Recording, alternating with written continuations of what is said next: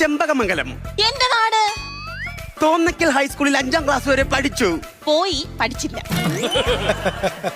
പേര് വീണ KR.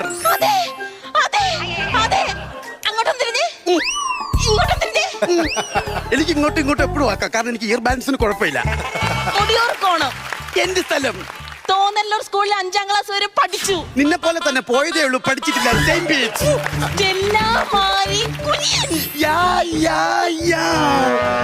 ഒന്നായി പഠിച്ചവരല്ലേ, രണ്ടായി പഠിച്ചവരല്ലേ.